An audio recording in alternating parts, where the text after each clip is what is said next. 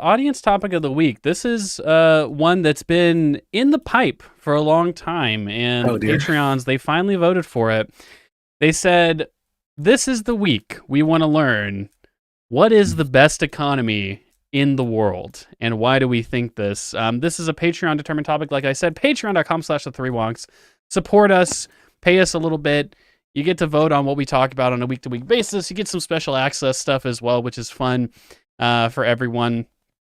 And so that's the topic of the week. What is the best economy? Whoever wants to go first. Micah, in your view, what is the best economy in the world? What makes it the best? So, And really would quick, say, I should clarify to the audience, we're just talking about countries here. So we're not talking about like spheres of influence or like regions. We're talking about just countries at large. Which country has the best economy? Micah. So I think that it's really an argument between Switzerland and Estonia, but I'll say Estonia because I know more about them. Estonia is cool. They have a really good tax policy. So good, in fact, that the Tax Foundation rates them as having the best tax policy in the world year after year. And this is because they actually do have a land value tax. One of the few countries in the world that has that. They have a large value-added tax, a consumption tax, which is efficient. They have a flat tax on income and payrolls. And they have a corporate tax, which does not tax investment. It just taxes profits. So your investments are tax deductible. So there's no penalty on buying new factories and equipment and the like. And so that makes it really good from a tax perspective. But its spending is also quite efficient. The government in Estonia is digitalized. Something like 99% of government services are available online through really, really easy to use web portals. And I actually know a bit about this because I'm an Estonian e-resident. Estonia is one of the few countries in the world where you can become an e-resident, electronic resident, use their services as if you're a citizen of the country without actually ever being there. So you can apply online. I went to New York and I got my Estonian e-residency card. And you can plug it into a computer and you can actually access their financial services. What's really cool is everything's digitalized, everything's automated. They send government benefits to you, subsidies, child benefits, welfare, automatically. They use the information they have on you to just automatically give you the benefits you're eligible for. So it's a very streamlined government with also efficient programs. They have universal healthcare in the country. They have a good education system, which uses technology, and I think often tries to implement best practices in how people are taught. A very dynamic economy. They don't have deficit issues. They've kept public debt quite low. So across almost every domain, agile, efficient social spending, efficient administration, good governance, efficient tax policy, good immigration policy. Estonia is a very well administered country.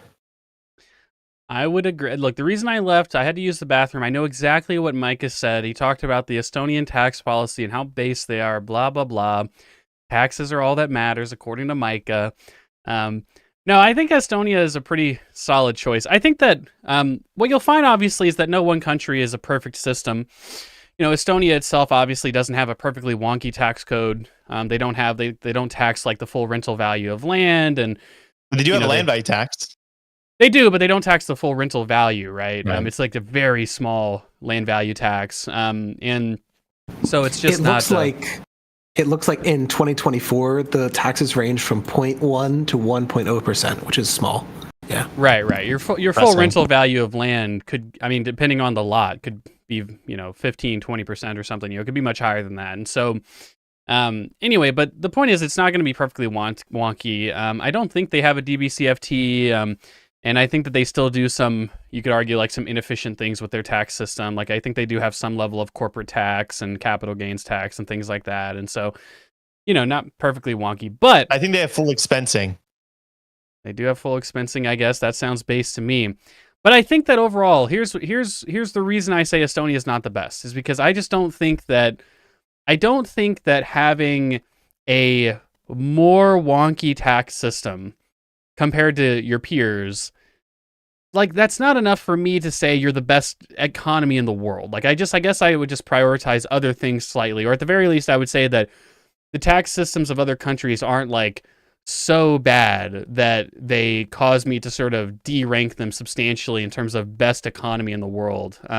Mike, it sounds like you Well, had something. you missed the rest because you I'm decided to sorry. rudely So go to the sorry. bathroom in the middle of my tirade. They True. have e-governance, digitalized public services, a competitive education system, a decent healthcare system, and they automatically give benefits that they're eligible for. They have very low administrative overhead and consolidation of duplicative programs. They also don't seem to have, uncompetitive random corporate welfare Oh no. distortions, and they also have pretty liberalized trade as well. Yeah. I mean, countries that got all that stuff, the Nordic countries, all right? They got all that same shit, all right? Now, they don't have as wonky a tax code, which is where I'm kind of equalizing it out. So I guess I'll go next. Nobody's going to be surprised. I think when we first instituted this topic, like several months ago on the Patreon poll, someone said, Mike is going to say Estonia, Econoboy is going to say Norway. Okay, now I don't remember what they said for what SDL would pick. Maybe they said SDL would say Norway as well. But I think the thing that Norway does really, really well, the reason why I say that Norway is like best economy in the world is because I think that a lot of their institutional frameworks are just highly superior to other countries. Most notably, their resource management seems by far and away the best way to handle natural resource wealth. The way that they handle natural resource wealth, and this isn't just oil, they tend to seem to take a very Georgist type mindset of like all resource rents have to flow to the state, and most production needs to flow to the state as well. Like they take a very sort of a socialize the rents type approach. Is they usually have some combination of resource rent taxation and fees associated with resource rent extraction mixed with public ownership, and then they take the returns of resources, and for the most part, and then they divide them up equitably in the form of a sovereign wealth fund, right? And I think there's many sort of justice-based arguments for this. For one, I think it's fair to say that current generations shouldn't be the only ones that benefit from natural resource wealth, especially when those resources are finite. And so a sovereign wealth fund is a great way to ensure that even future generations benefit from natural resource wealth. I think that's probably a good thing. Taxing resource rents in general is something we should be in favor of because, again, that's unproductive activity that you're taxing and socializing, which is good as well. They also have a somewhat wonky tax system, Norway does, where they do actually have relatively generous expensing and subsidy schemes for investment. Obviously, like one of the arguments for against like taxing resource rents that some libertarians will make is, well, you're disincentivizing investment, right? Because you're sort of disincentivizing the return, you're decreasing the returns to resources and in investment in general. So why would people invest?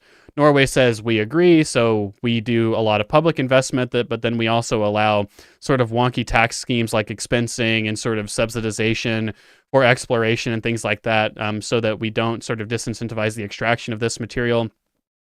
Now, that's just on the resource management side. I think their tax code is fundamentally fine. They have really high state capacity, like Micah said. Their administrative efficiency is extremely high. They have a hyper-democratic government, which I think helps your economy as well. And in general, the actual taxes that they levy are, within reason. They're within reason, essentially. They have a relatively competitive corporate tax. They have payroll taxes and income taxes, just like America does. And then some of the things that they do as well that I really like. I do like that they have really, really broad and wide-reaching and powerful union and labor institutions. I think that's really good. I think their worker board membership policies are really good in general as well. I'd probably go a little bit further than that, but I think those are really good. Their welfare and redistribution schemes, generally speaking, are really good. They're not optimal, right? Because they have like this sort of like guaranteed income sort of scheme where, if you fall below income, then they'll sort of top you off, which in theory creates sort of your marginal tax rates get really high. But that doesn't really destroy the economy as much as people think. And they have really robust sort of public services as well. And they invest in sort of socially optimal things like electric vehicles and like climate change mitigation, stuff like that as well. So I just, for all those reasons, I would just say in summation, Norway, highly egalitarian society, extremely robust, strong institutional design. And those are, sort of your two things, I guess, that I would care about the most. So I say Norway, you're my number one. Shout out Norway. SDL, before we get into the sort of cross comparison, What's your favorite country? Best economy in the world according to SDL. So I was also going to pick Norway. Oh my God.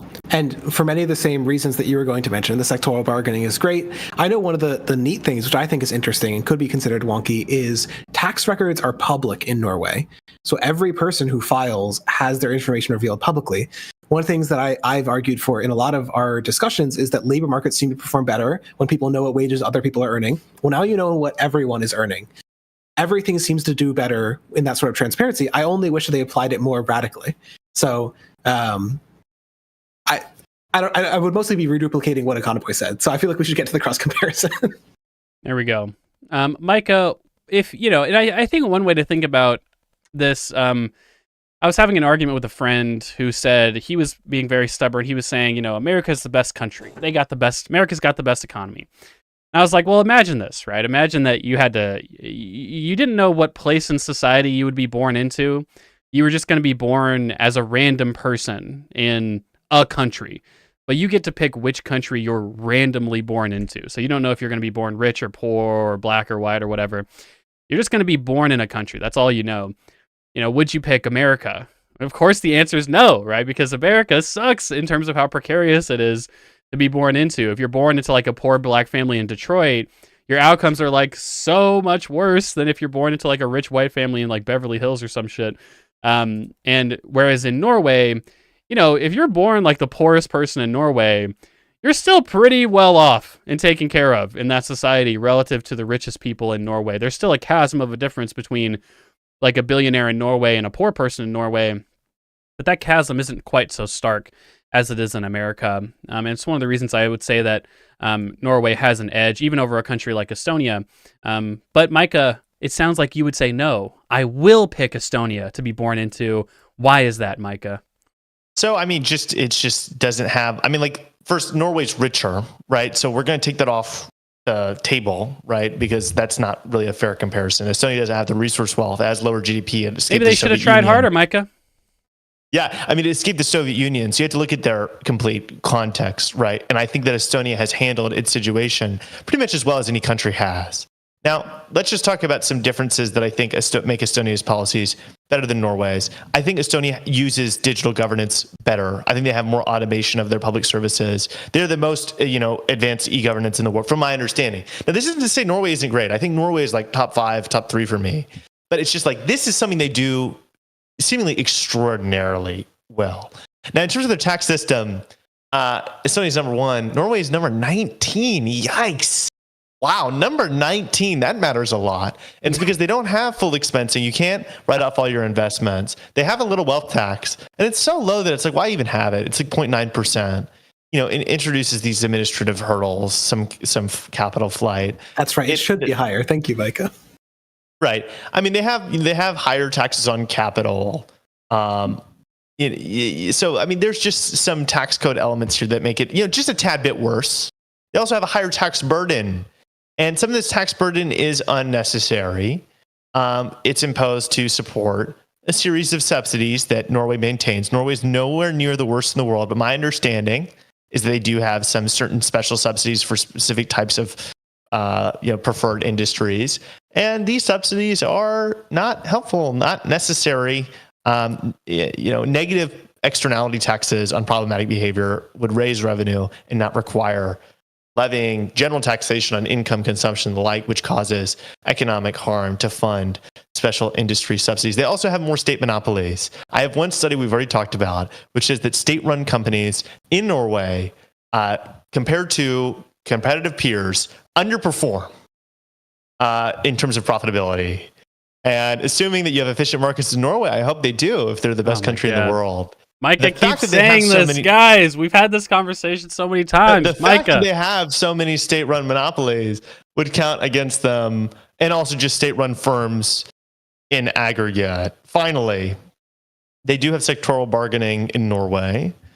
Sometimes these papers that we review noted actually raised productivity by mandating it across all sectors, not just within firms with unions, right, Micah? And you love sectoral bargaining as a result. So sectoral bargaining. And their high unionization rates has certain benefits. It also causes certain harms whenever unions bargain for bad things, which I presume has happened on at least a few occasions, which I would just say is a con. Go ahead. Well, obviously, I mean, I think that it's of course it's fair to say that these things are package deals, and similarly to how like we could imagine that like a universalist and broad welfare state might disincentivize some people to stop working. That seems like a fair concession to make. Like some people might work less and maybe not work at all if you had a universalist welfare state.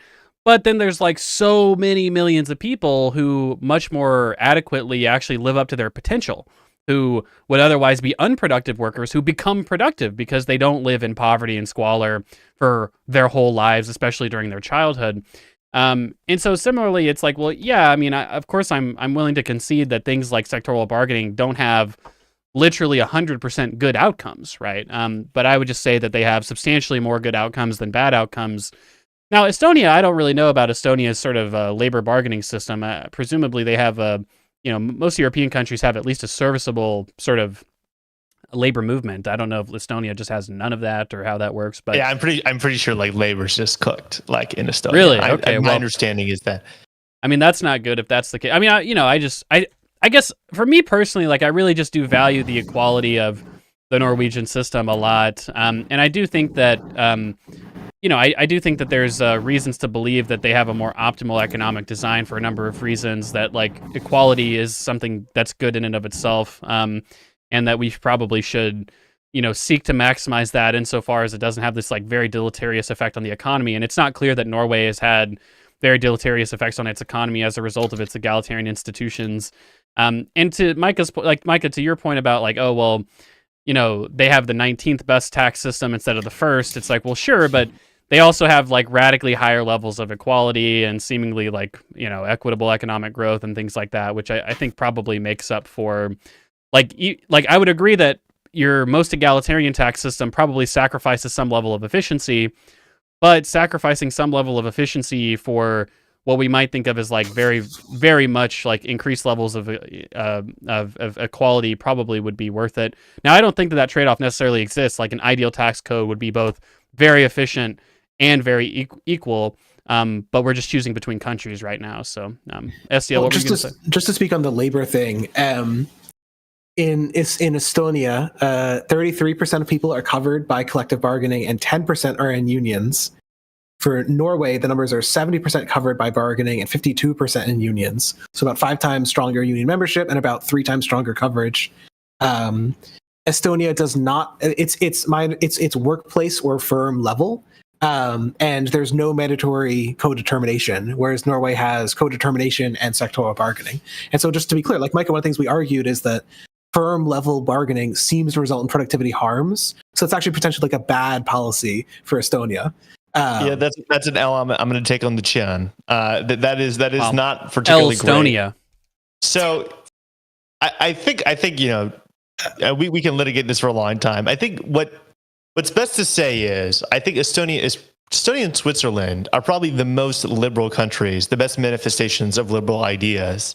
And then Norway is probably the best manifestation of social democratic ideas. And what we see is like, well, things are just like pretty good, actually. Like if you do either of these ideologies pretty well, things become, I mean, of course, you could always nitpick and say Norway could be more socialized and Estonia could be more liberal in certain respects.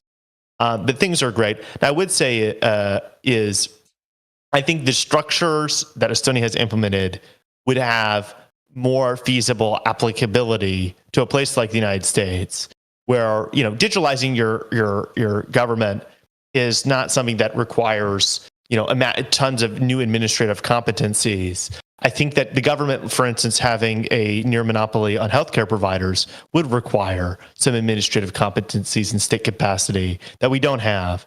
And Estonia doesn't have that problem as much. So I think the Estonian model is one that's more generalizable. With that being said, if Norway is a great place to live. No shade to anybody in Norway. Congratulations on what you've done. Oh my God. Yeah, I mean, I guess maybe the worst economy in the world could be more interesting. I'm not sure what we would pick. because that could really truly go anywhere. Zimbabwe. Well, you could say, yeah, like is it like a country like Eritrea that's just like I feel super like poor, or is it like the definition North for Korea? worst could be like absolute outcomes. Like, yeah, there's some countries in especially like sub-Saharan Africa which almost just don't have governance really. Like they're not countries in the sense of monopoly on violence in the Weberian definition. But worst, I feel like should actually be like relative to your potential, how much did you fall short? And like that's a different and interesting question. Yeah, because it's like I don't know, I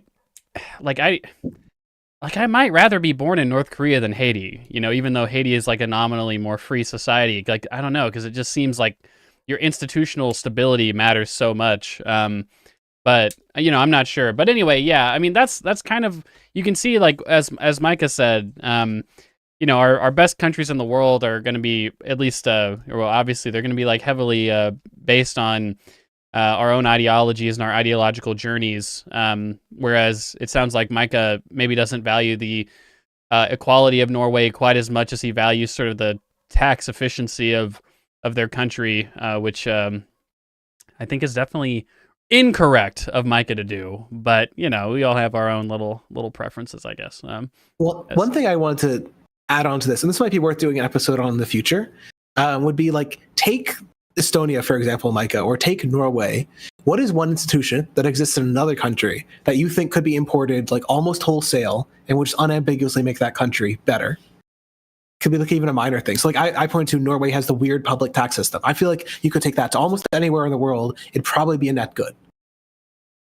I think their digitalization automatic allocation of benefits is just so smart, because think about how many people in our country, which we know have children, right? Or like we know might be eligible for the EITC, but they don't get it. Now, something we should mention is the Gini coefficient, which is the leading, measurer of the index for measuring inequality, puts Estonia at 69.2 and Norway at 72.4. So Estonia, the Gini coefficient on what, on what, Micah? Is that on income or wealth? I think this is income inequality. I'm looking at different numbers. For income is much lower for Norway. It's one of the lowest in the world. Yeah. Some Gini coefficients on wealth will show that Norway is actually a very high wealth inequality country, but that's because they don't count the sovereign wealth fund, which is a gigantic L on all of those indices. Like obviously the sovereign wealth fund represents like a highly egalitarian distribution of wealth, but whatever, that's just me, I guess. Anyway, this is something, just briefly to mention, that this is something that comes up often in discussions of wealth around housing. So in some countries where there's closer to a right for housing is valued less because it's less of like a market commodity you can sell and reap the full value of. And so people are like, oh, they own less value, but you have a right to housing. And so like meaningfully, you're still getting the benefits that wealth accrues to you in other countries. It's obviously not liquid in the same way, but I mean, just all the income inequality, like wealth inequality metrics that I'm familiar with, like the Gini, pre-tax, post-tax Gini coefficients, your 90-10 income ratios, stuff like that. I mean, pretty much all of them have Norway beating Estonia by a fair clip, let's say. The only countries I'm familiar with that typically would rank more equal than Norway would be like Slovakia and Slovenia. And I don't really know why that is. I looked a little bit into like the Slovenian model as to why that is, and it's a pretty interesting story. But anyway. So this is from World Economics, where 100 equals perfect equality, and it says that Norway has 72.4 and Estonia has 69.2. They don't actually say whether this is income or wealth inequality. It just says inequality measure. I don't know how reliable that is, but there is something to be said that most post-Soviet countries started out with like extreme levels of equality, which could have given Estonia an artificial benefit. That is also to say, though, Norway has a long history of social democracy, which is also contained in inequality. Well, and actually to give credit to Estonia, although they started with very low inequality, like inequality in the Soviet Union on like the day Gorbachev lost power was roughly equivalent to Sweden, like one of the most equal societies on earth. But within 5 years, it was equivalent to the United States. The doctrine, like mass privatized to oligarchs. Cut out, but yeah, the mass privatization was really bad for inequality. And nowadays, Russia is, again, it's comparable to the United States. So that high level of equality can be lost in like 5 years. Also, the Soviet Union built it in 5 years. So like it can be very rapid, but just to give Estonia some credit, like it did keep it on the lower end of the scale. It didn't give it all up to corrupt oligarchs. So like Yeah, and this is one of the reasons why I think Slovenia, I believe Slovenia, that's part of the reason why they have such a high level of equality today was because I want to say, I think Slovenia was part of Yugoslavia, or they were part of the USSR. And basically when they were part of the Yugoslavia, okay, I get the shake head from SCL, but I think they were part of Yugoslavia. And I saw a paper that actually compared sort of the post-socialist journeys of different Yugoslavian countries, and they found that Slovenia was actually like particularly anti-shock therapy. Like they didn't privatize a lot of stuff. They did it very slowly and methodically over time, and the results just kind of speak for themselves. Where Slovenia is like a relatively wealthy country, but they don't have like this very like casino capitalist type oligarchy that a lot of post-socialist countries that opened up ended up having because of shock therapy. And Estonia, yeah, is part of that probably tradition of being a little bit more methodical with their post-Soviet runs, which is good, of course, as well. But you know what's good? You know what's better than coming out of the Soviet Union? Not being part of the Soviet Union in the first place. Like Norway, okay? One of the things God damn. I did want to bring up a funny, like, I feel like, I don't know quite how to call this, but like when Mike is mentioning all the cool tax things they have in Estonia, something I was thinking about recently is China. China has a high level of pre-tax and post-tax inequality because they have a very weakly redistributive welfare system and a regressive tax system. And the thing that's funny about that is like they mostly have consumption taxes. People pay a very high portion of their income when that's taxed into consumption taxes, and income taxes are very low and only start at a very high level. So it's funny because I feel like I could have sold this as being like an Estonian pro-efficiency type tax system, but it's buckled onto a weak and small and non-redistributive welfare system, which means it ultimately doesn't reduce inequality almost at all. So it's just sort of something that we mentioned over and over is that taxation is one side of the coin. It's just filling up the coffers. What you spend it on actually does matter quite a bit.